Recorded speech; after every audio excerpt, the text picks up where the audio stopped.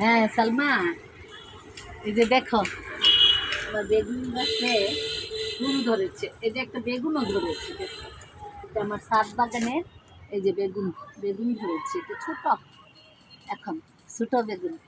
তারপরে এই যে মরিচ গাছে মরিচও ধরেছে ছাদ বাগানে।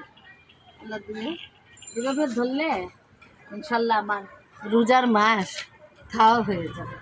আর এই যেটা ড্রাগন গাছটাও আমি যে 5-6 মাস ঢাকায় ছিলাম, যে তখন একদম মরা মরা হয়ে গেছিলো সব, আর এখন ভালো হচ্ছে। এই যে আরেকটা বেগুন গাছ, এটা তো ফুল এসেছে। এই যে এখানে এখানে দেখো, এই যে সালমা, এই যে এই যে ফুল আসছে বেগুনের, এই যে ফুল, আচ্ছা।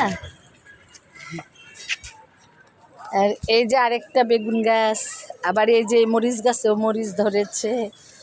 এই মরিচ গাছে এই যে মরিচ ধরে আছে।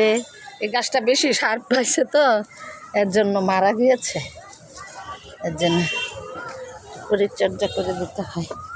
তারপরে আবার এই যে এলমন্ডা গাছটা একদম মরে গিয়েছিল, এখন আবার সেটা পাতা, ডাল পাতা ছেড়েছে ইনশাল্লাহ।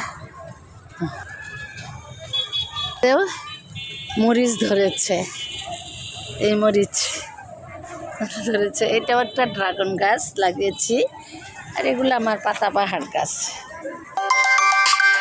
এখানে একটা মরিচ গাছ লাগিয়েছি,